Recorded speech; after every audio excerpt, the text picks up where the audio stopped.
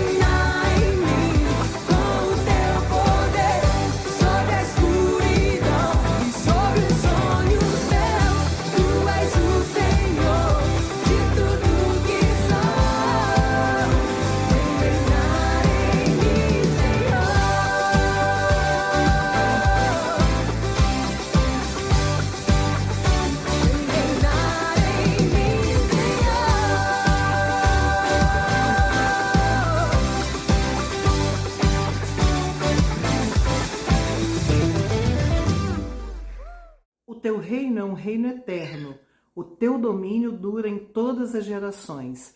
Justo é o Senhor em todos os seus caminhos e santo em todas as suas obras. Teu reino é um reino eterno e teu domínio dura sobre todas as gerações. Como é poderoso o nosso Deus. Nós vamos cantar agora aquela música que diz assim: Teu reino é sempre eterno, firmado em misericórdia, justiça, igualdade, bondade, fidelidade, o reino perfeito, o reino do nosso Deus. Vamos cantar? Os reinos se abalam, os povos se curvam, as bocas se abrem, as mãos se levantam pra dizer que tu és o rei, pra dizer que tu és o Senhor.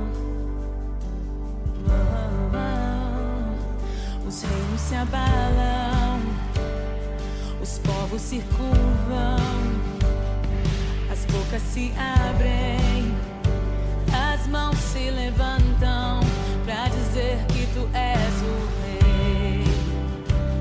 Oh, oh, oh, pra dizer que tu és o Senhor.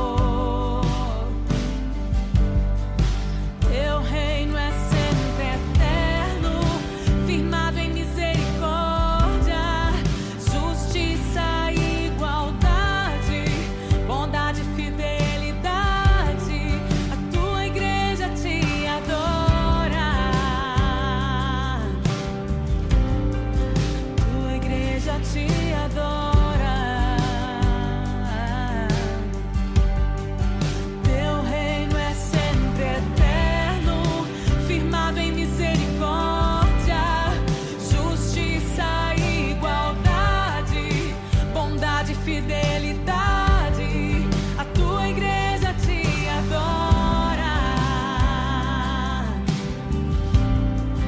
Tua igreja te adora.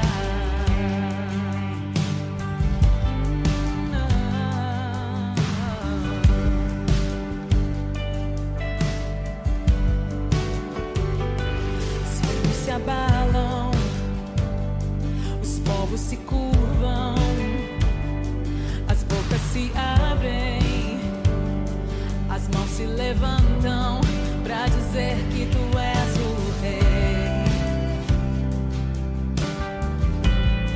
pra dizer que tu és o Senhor. Oh, oh, oh. Os reinos se abalam, os povos se curvam, as bocas se abrem, as mãos se levantam pra dizer que tu és o rei, pra dizer que tu és o Senhor, pra dizer que tu és o rei, Jesus, pra dizer que tu és o Senhor.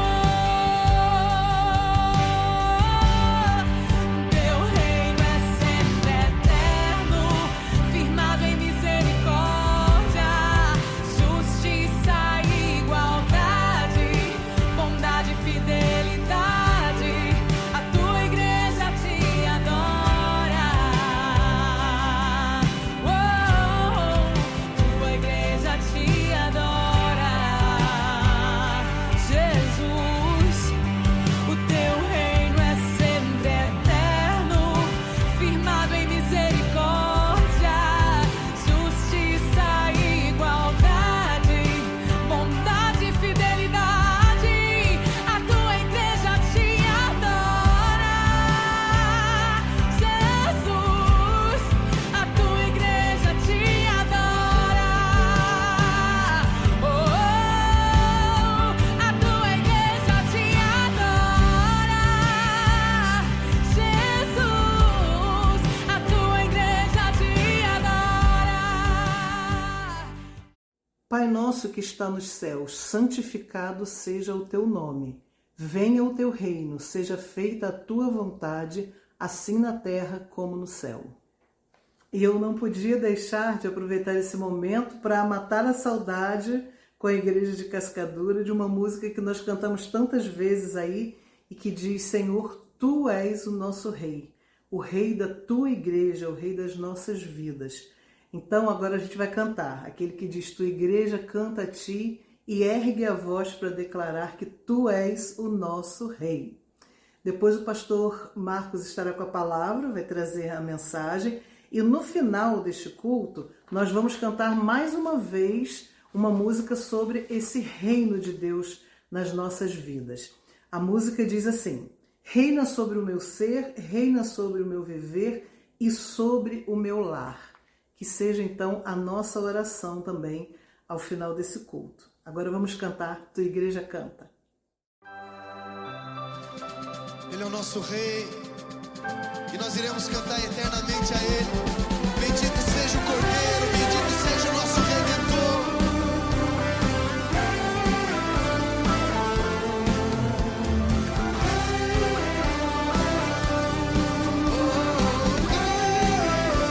Vamos dizer a estrela. A estrela da manhã, ao Rei dos Reis, Senhor.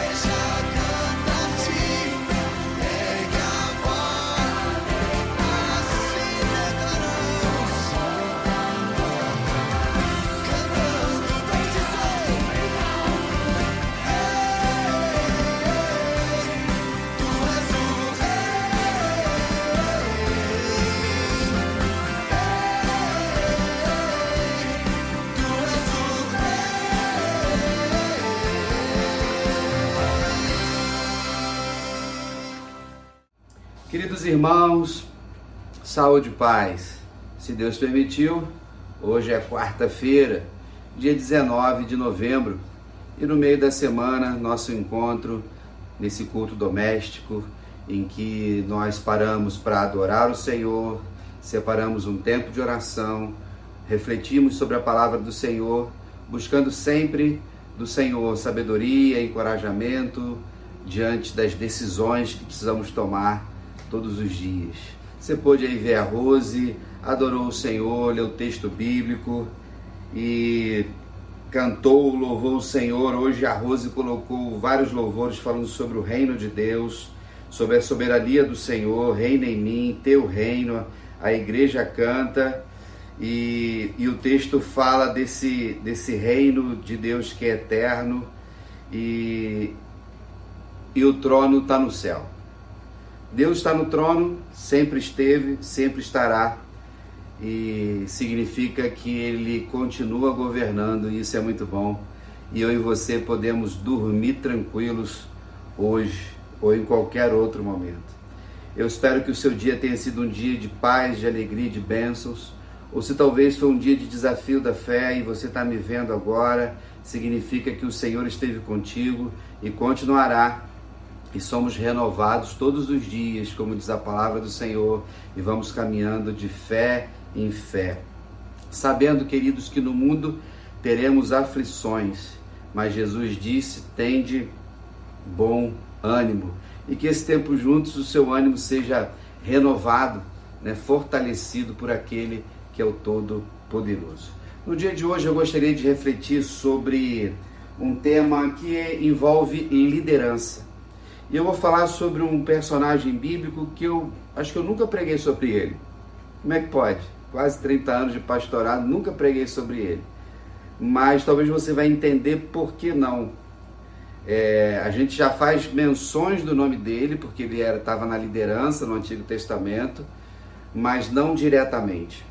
E quando a gente pensa desse personagem aqui que envolve liderança, ele envolve exemplo, e ele envolve um compromisso com aqueles que Deus colocou para ser protegido, cuidado por esses líderes.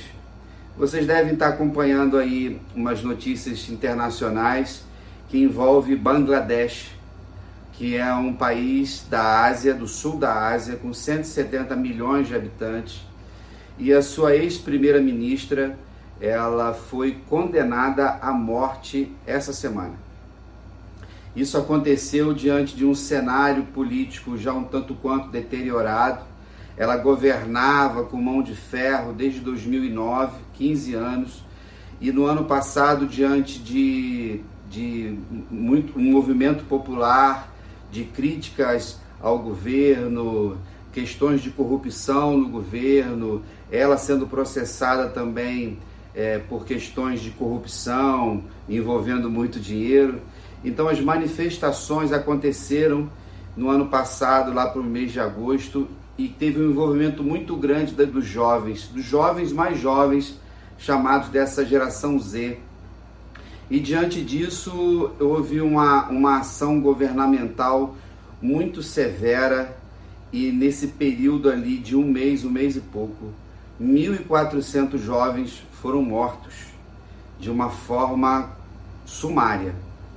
Desarmados, manifestações, e ela teria dado a ordem para que eles fossem contidos. Isso também gerou vários outros desdobramentos, 25 mil pessoas feridas nesse ambiente, isso gerou uma comoção internacional, e ela foi julgada e condenada à morte.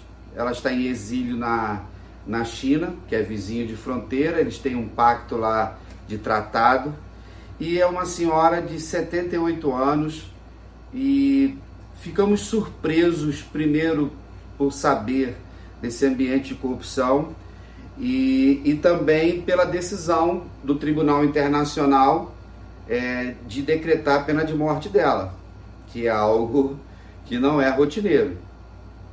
A gente está até aí com o ex-primeiro-ministro da França preso por corrupção também. É interessante como é que a gente vê o movimento da justiça no mundo prendendo pessoas de alto poder aquisitivo, alto escalão de governo, empresários, e isso de alguma forma aquece o nosso coração, nós que somos o povo, e saber que existem um movimento para fazer com que essas pessoas paguem os seus crimes. Aqui no Brasil, graças a Deus, a gente tem visto isso. E não é somente as pessoas pobres, simples, sem cultura ou sem condições de ter uma justiça adequada, mas temos visto aí figurões do nosso país indo para a cadeia tendo que devolver dinheiro, questões de corrupção, enfim. É sempre para você ver que a mão de Deus está sempre dando sinais da soberania. No entanto, eu não comungo com pena de morte, não é bíblica, o Estado não tem autorização para matar ninguém, ninguém pode matar ninguém porque a vida é sagrada. E quem mata o outro está cometendo um crime. O que essa mulher tem que acontecer com ela, ela tem que ser presa, cumprir, né, a prisão, mas não matá-la. Mas onde eu quero chegar com esse exemplo, né, do ambiente geopolítico? Liderança, ela é um exemplo para o bem ou para o mal. A liderança pode fazer com que uma nação ela ande para frente ou ande para trás. A liderança pode trazer paz ou pode trazer guerra. Será que vamos ter uma guerra aqui pertinho na Venezuela? Agora entre os Estados Unidos e a Venezuela, por causa de tráfico de drogas, por causa de outras coisas, ou será que é por causa dos poços de petróleo? E a gente vê esse movimento de líderes que a gente tem visto, pelo menos é o meu sentimento, não sei o seu, de escassez de líderes, de homens e mulheres e líderes de um modo geral, que sejam exemplos de cristandade, de integridade, de dedicação pelo seu povo. Muita corrupção tem havido nas nações e isso tem gerado muitos problemas de um modo geral. E aí, olhando para a Bíblia, que é o grande livro sobre liderança, se você quiser aprender alguma coisa sobre liderança, leia a Bíblia. Se você quiser aprender sobre todos os assuntos, leia a Bíblia, seja um estudante da palavra do Senhor, porque ela é o nosso livro de regra e prática, e é revelação. Hoje vou trazer uma breve reflexão sobre liderança em relação a uma pessoa que você já ouviu, eu já ouvi, mas eu nunca ouvi nem ninguém pregar sobre ele. Levi. Não é o Levi do Novo Testamento, que seria o outro nome de Mateus, mas é o Levi do Antigo Testamento. Um dos filhos de Jacó, o terceiro filho de Jacó com Lia. Lembra que Jacó vai casar com Raquel e Lia, e ele vai ter os seus filhos. Ele vai ter 12 filhos. Esses 12 filhos, então, formam as 12 tribos de Israel. E no decorrer da caminhada, do desenvolvimento do povo, saída do Egito, ir para a Terra Prometida, essas tribos elas já existiam dentro do contexto do Egito, por mais que fossem escravizados.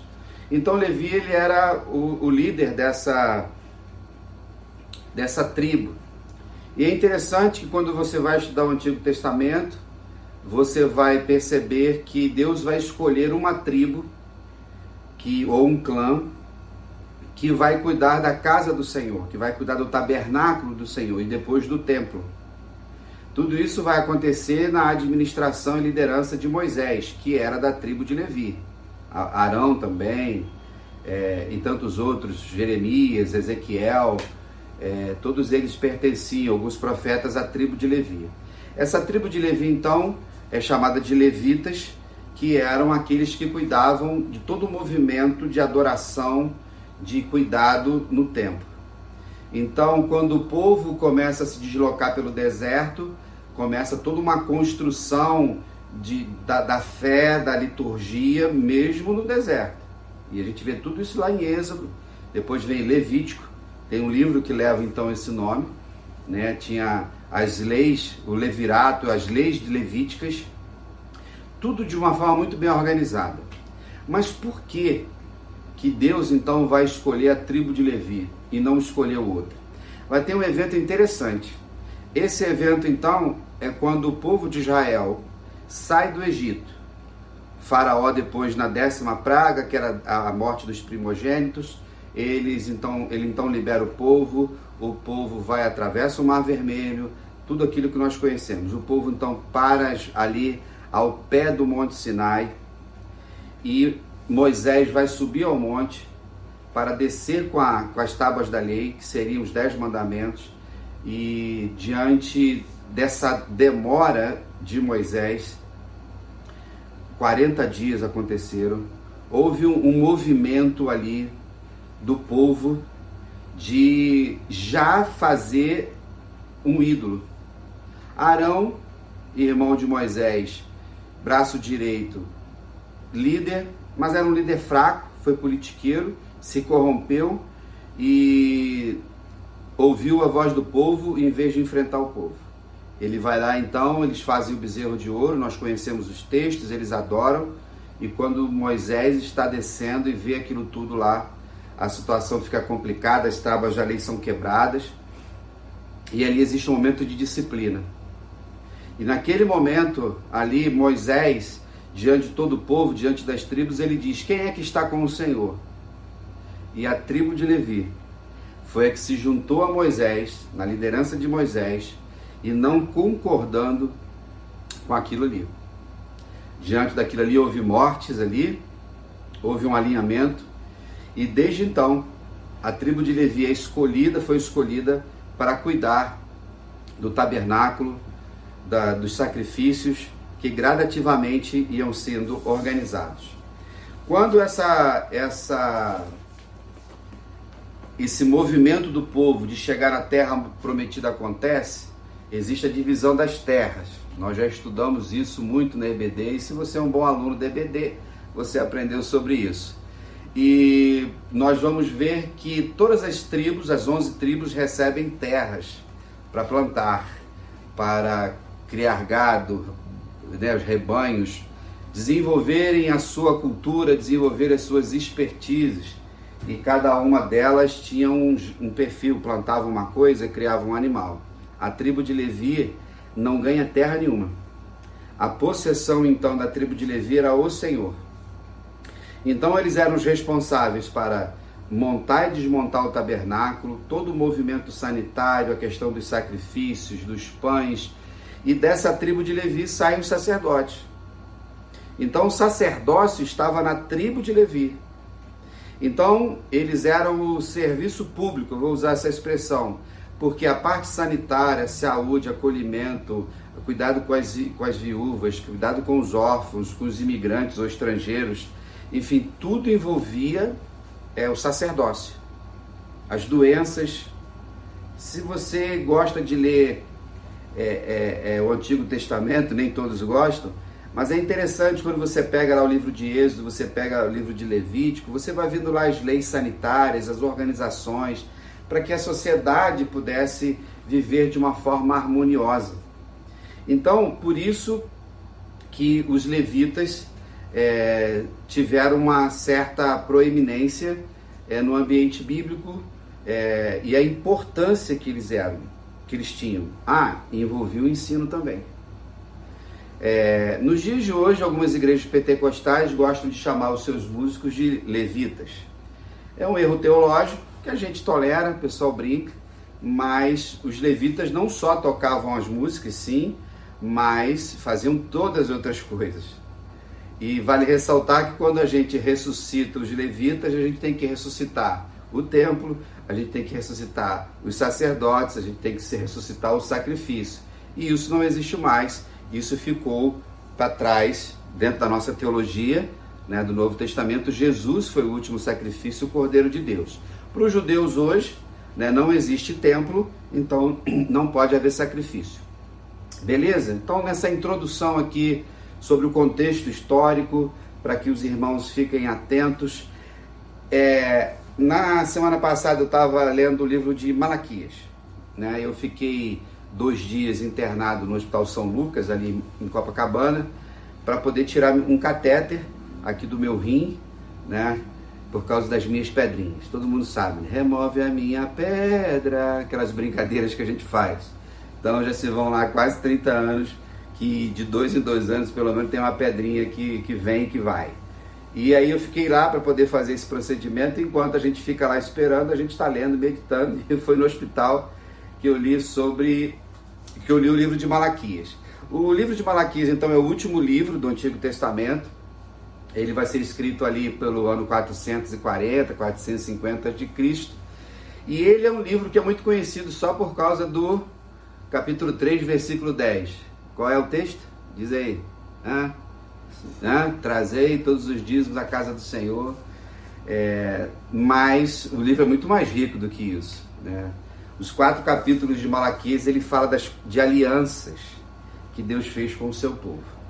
Deus então vai usar Malaquias para falar, profeta. Oh, Jesus, não é fácil ser profeta, irmãos, porque quando Deus manda a gente falar, a gente tem que falar. E aí, quando o povo está em pecado, não gosta. Aí, sabe como é que funciona? Mas eu espero que no dia de hoje você esteja vivendo na retidão, em santidade, e diante de alguns pouquíssimos tropeços, o Espírito Santo sempre nos corrige para que a gente não viva deliberadamente no pecado. Quando a gente então vai para o livro de Malaquias, ele vai falar sobre questões que envolvem o amor incondicional de Deus. Logo no capítulo 1, ele diz assim: eu rejeitei, aborreci Esaú e escolhi Jacó, que era o povo de Israel. Fala desse amor que só Deus tem, que nós nos esforçamos muito para amar as pessoas incondicionalmente. No capítulo 2, que eu vou ler um pedaço aqui, vai falar sobre a questão dos casamentos idólatras, quando havia essa desobediência em relação à ordem de Deus, os divórcios, o texto famoso também, que Deus odeia o divórcio. Porque ele falou assim: vocês estão acabando com a aliança com a mulher da juventude. Aquela promessa que vocês fizeram lá atrás ao casarem com essas mulheres jovens, agora vocês estão abandonando elas. E houve então um declínio, né, muito grande. Aí Deus vai levantar o profeta. Ele vai falar com os líderes, ele vai falar com os sacerdotes. E aí queria ler com vocês aqui alguns versículos aqui do capítulo 2, que diz assim: agora, ó sacerdotes, para vós outros é este mandamento: se não ouvirdes e se não propuserdes no vosso coração dar honra ao meu nome, diz o Senhor dos Exércitos, enviarei sobre vós a maldição e amaldiçoarei as vossas bênçãos. Já as tenho amaldiçoado, porque vós não propondes isso no coração. Eis que vos reprovarei a descendência, atirarei excremento ao vosso rosto, excremento dos vossos sacrifícios, e para junto destes sereis levados. Então sabereis que eu vos enviei este mandamento para que a minha aliança continue com Levi. Diz o Senhor dos Exércitos: minha aliança com ele foi de vida e de paz. Ambas lhe dei eu para que me temesse. Com efeito, ele temeu e tremeu por causa do meu nome. A verdadeira instrução esteve na sua boca, e a injustiça não se achou nos seus lábios. Andou comigo em paz e em retidão, e da iniquidade apartou a muitos. Porque os lábios do sacerdote devem guardar o conhecimento, e da sua boca devem os homens procurar a instrução. Porque ele é o mensageiro do Senhor dos Exércitos. Mas vós vos tendes desviado do caminho, e por vossa instrução tendes feito tropeçar a muitos. Violastes a aliança de Levi, diz o Senhor dos Exércitos. Por isso, também eu vos fiz desprezíveis e indignos diante de todo o povo, visto que não guardastes os meus caminhos e vos mostrastes parciais no aplicardes da lei. Amém? Hein? Fala aí, vida de profeta não é mole, não. Se você prestou atenção no texto aqui, tem uma palavra diferente do nosso vocabulário, em que Deus está usando o profeta para falar aos sacerdotes. Qual é a palavra? Excremento. É isso aí mesmo, é o número 2. Deus está dizendo através do profeta que ele vai pegar cocô e jogar na cara deles.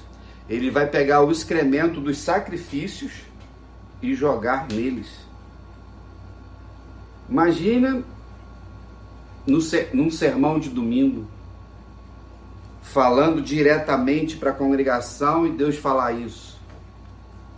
Está falando.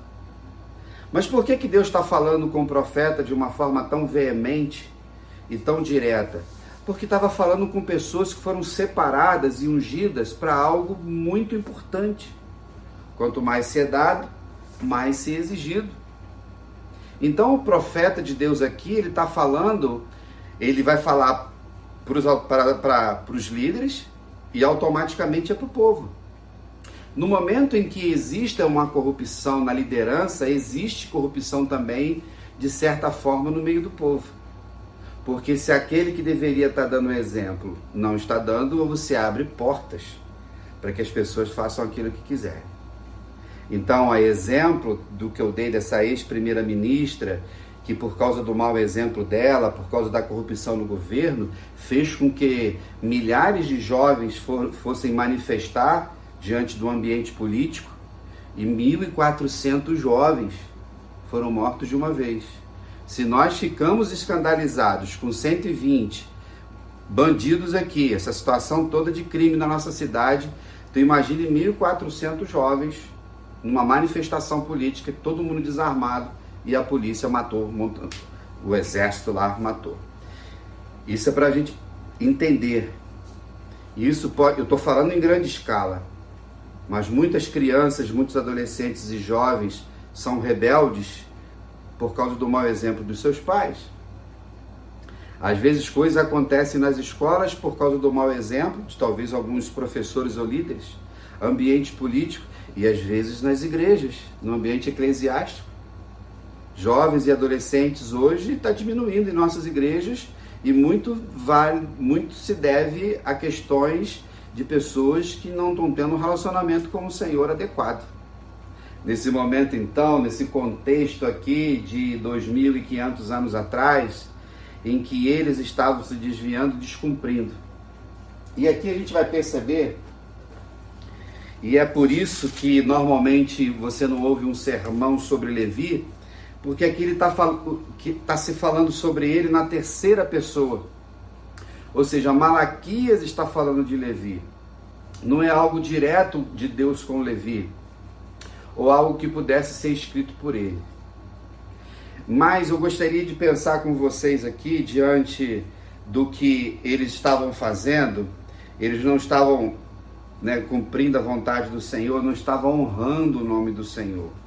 E Deus falou, ó, virá maldição, vou repreender, ele fala aqui do excremento.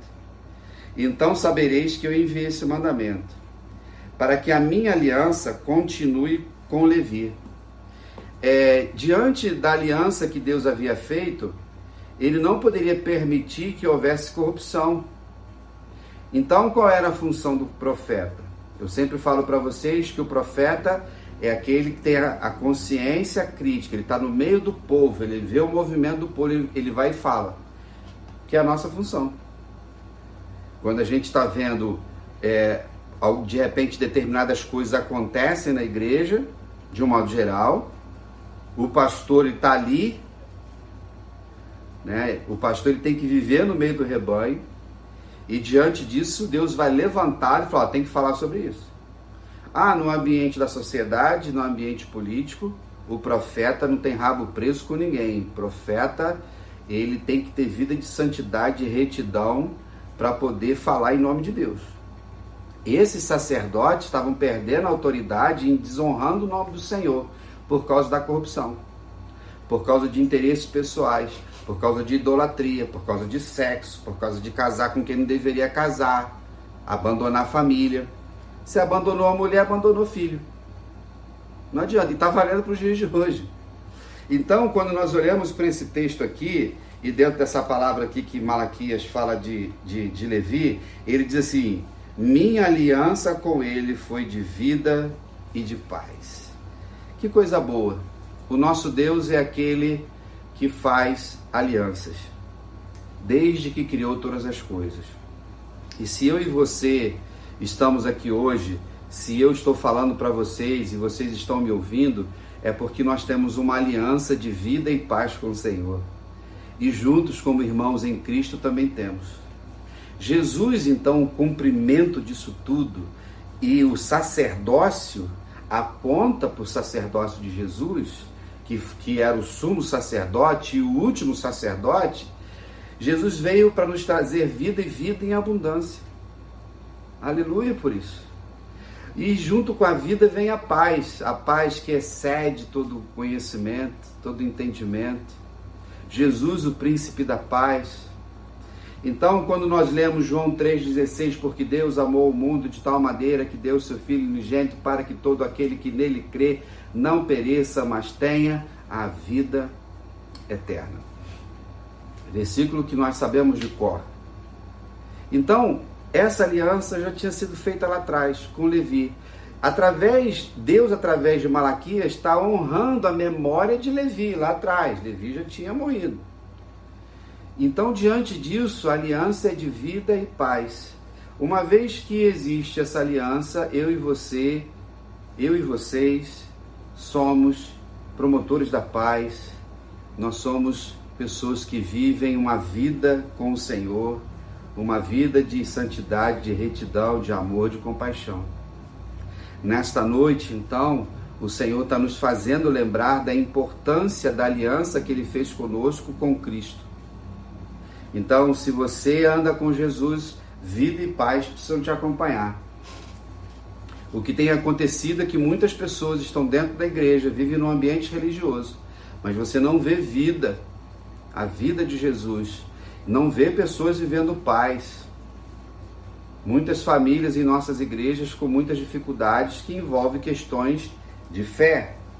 Nessa caminhada de aliança, ele vai dizer, olha, eu fiz essa aliança de vida e paz, ambas eu lhe dei, para que ele me temesse.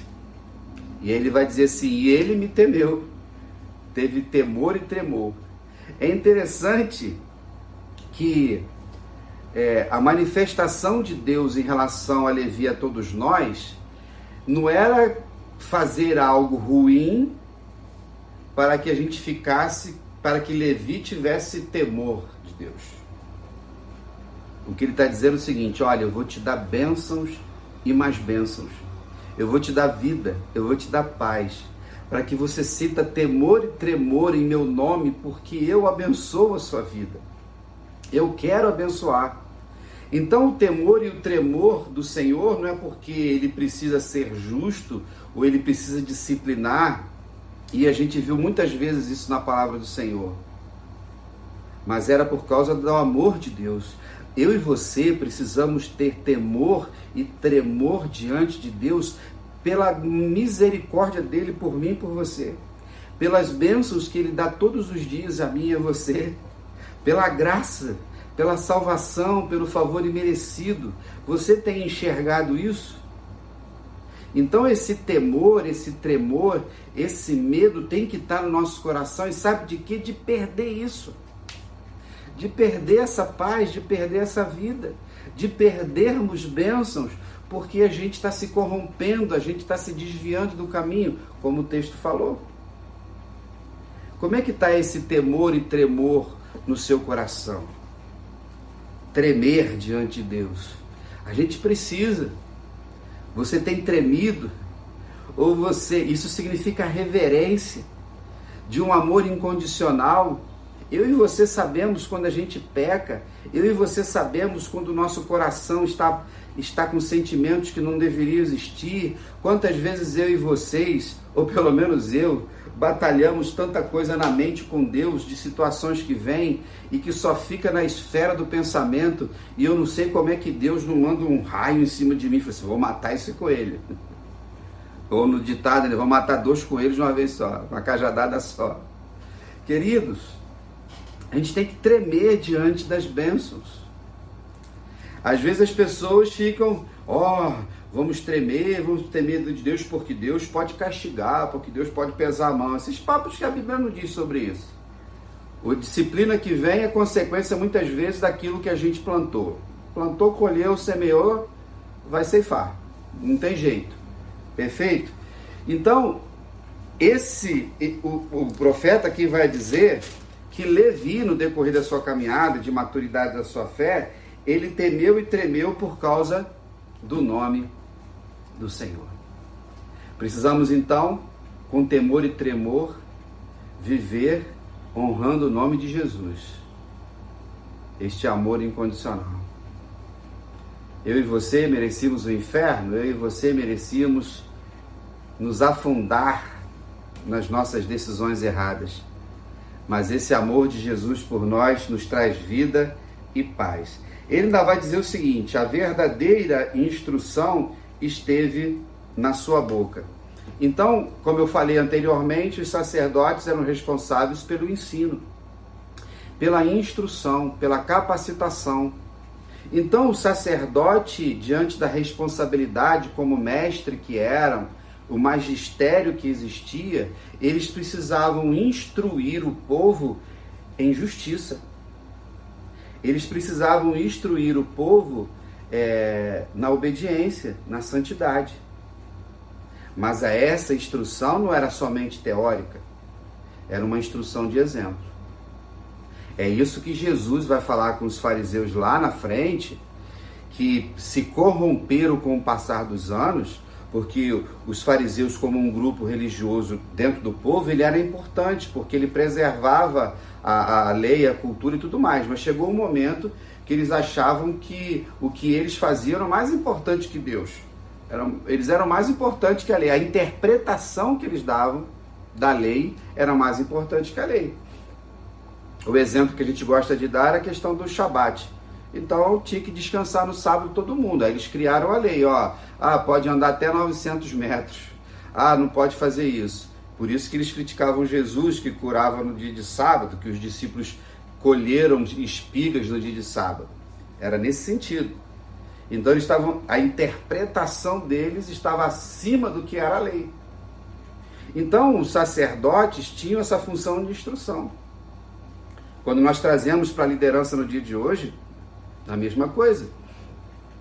Como pastor que sou, como professor, como pai que sou, e você que me ouve, diante do papel que você desenvolve, o personagem que cada um de nós desenvolvemos na sociedade para que ela possa ter equilíbrio, ele precisa partir sempre pelo exemplo. Liderança de igreja, o que a gente tem visto aí? Nas igrejas, pastores, diáconos, pessoas de diretoria, de liderança, que não são referência de instrução, coisíssima nenhuma. Então a gente precisa tomar muito cuidado e saber o seguinte, que não é algo novo, né? Então ele diz que a verdadeira instrução esteve na sua boca e a injustiça não se achou nos seus lábios. Diante da responsabilidade que os sacerdotes tinham, eles também tinham essa função de juízes. Então pessoas chegavam para resolver questões. A gente vai ver isso com Moisés ensinando grupos, lideranças, divisão de instâncias.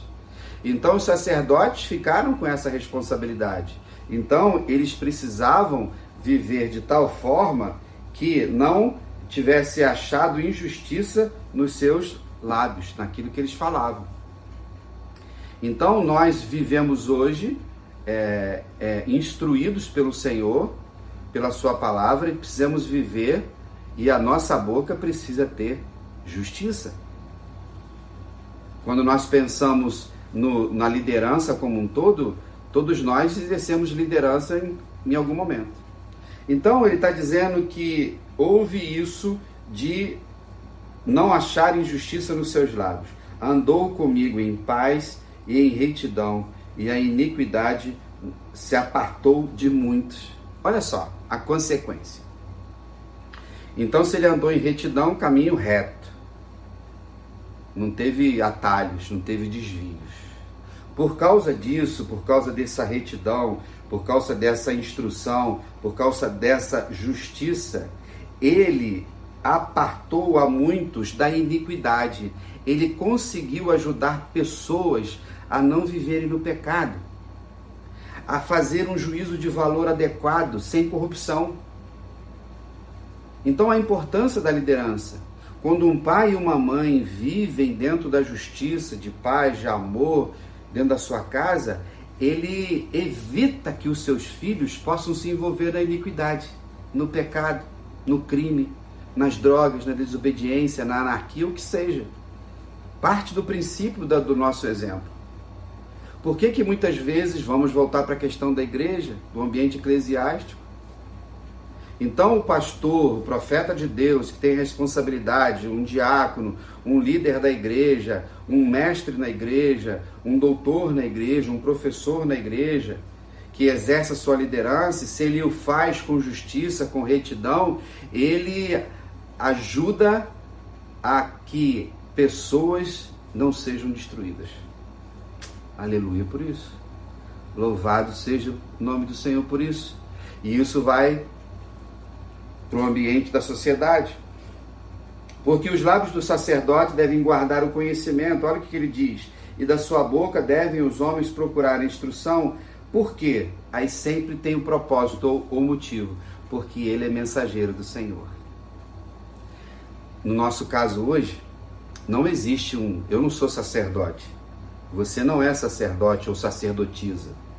Nós somos o sacerdócio santo. O apóstolo Pedro vai dizer isso no capítulo 2 da primeira carta.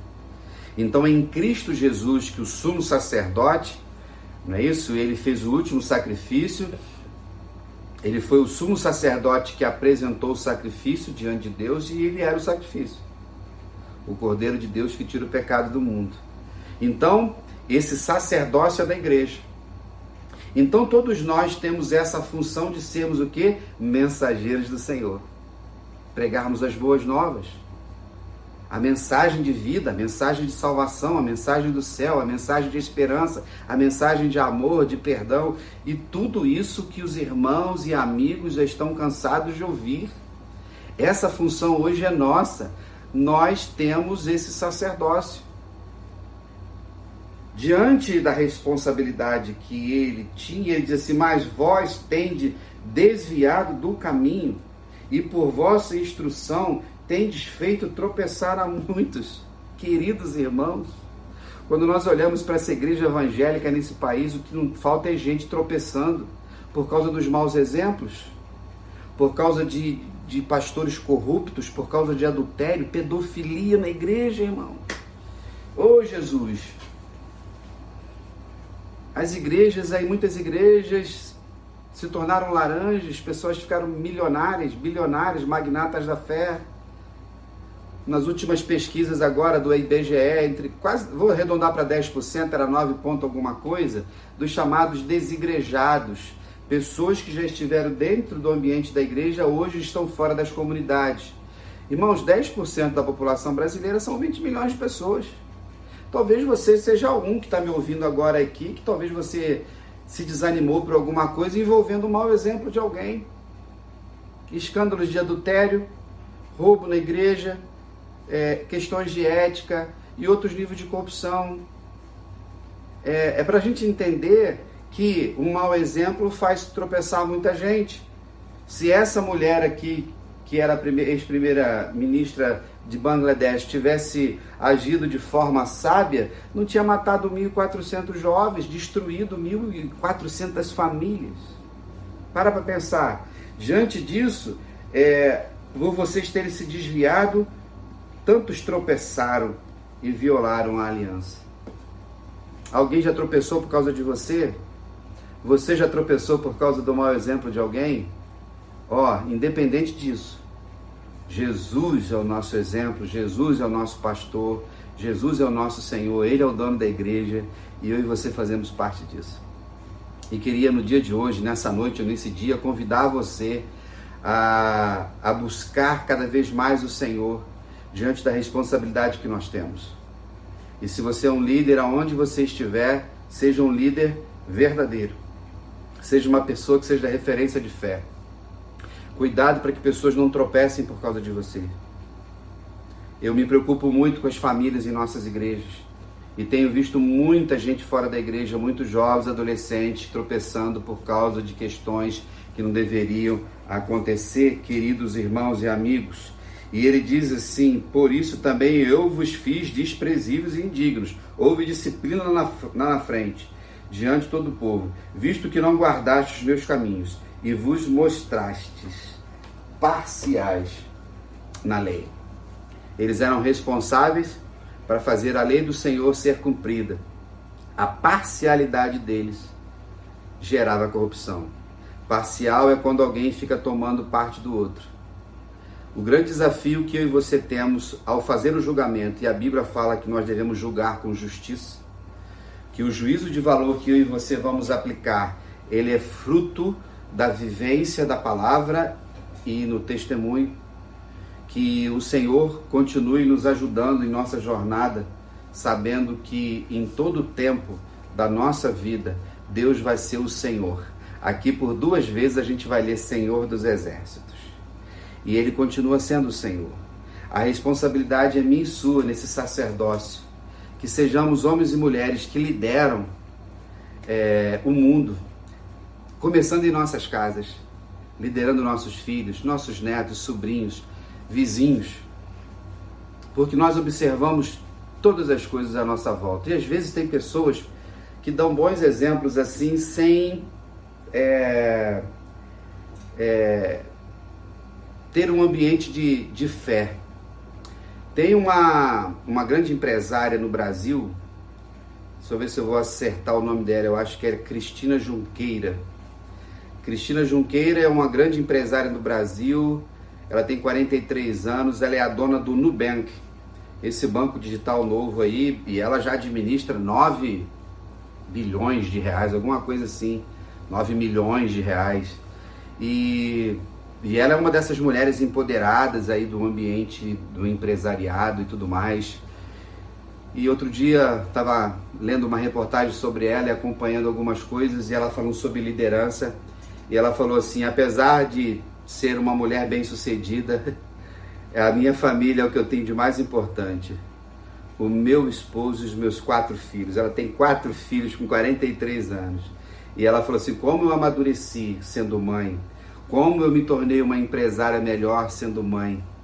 Então é possível que nós entendamos que o nosso papel na sociedade ele pode ser feito de uma forma correta, apesar dos nossos pecados. Então vamos liderar com equidade, vamos liderar com sabedoria, vamos trabalhar, vamos exercer os nossos ministérios, vamos adorar o Senhor na casa do Senhor, vamos cuidar das nossas famílias, mas lembrando sempre que nós temos um Senhor que nos ama e que Ele quer o melhor de nós. E o amor dele é exigente. E porque é exigente, é bom. As bênçãos do Senhor não são piratas, são originais, não vieram lá do Paraguai, lembra disso? Ou da China, alguma coisa desse gênero. São coisas especiais que o Senhor dá para mim e para você todos os dias. Que no dia de hoje, a exemplo de Levi, nós possamos guardar essa aliança de vida e de paz, que o temor e tremor esteja em nosso coração, que a instrução, que a justiça, a retidão esteja na nossa agenda e que a gente possa apartar pessoas do pecado, não deixar que elas vão para o pecado e possamos ajudar para que outros não tropecem e se distanciem do Senhor. Amém?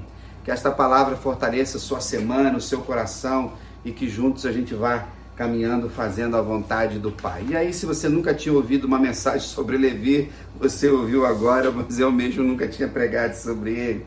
Lembrando, queridos, que no último sábado, dia 29, nós teremos lá um churrasco missionário lá na Cristolândia Feminina, lá em Guaratiba.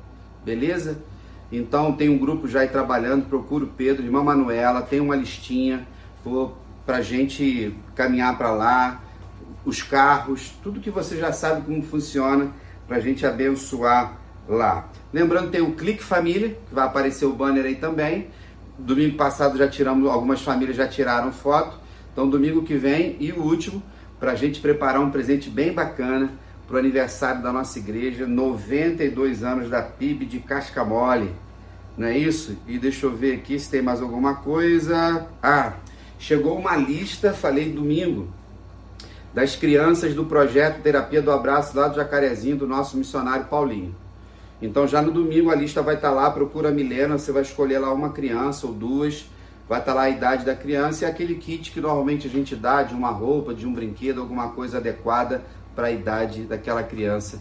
E assim a gente vai fortalecendo os nossos ministérios, a gente vai minimizando a dor das pessoas e com pequenos gestos a gente vai expressando o amor de Deus. Você vai louvar o Senhor cantando mais uma música muito bonita que fala do reino de Deus e vamos seguindo nossa caminhada. Bom restante de semana. Um grande abraço, fique na paz e até lá.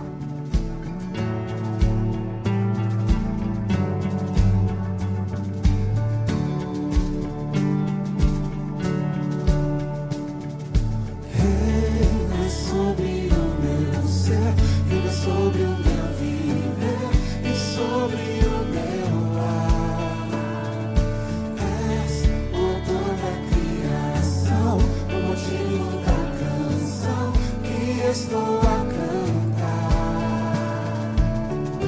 és a vida, és a glória, o Cordeiro de Deus Pai, o pão vivo, sangue puro, a estrela da manhã, és digno de glória e de louvor.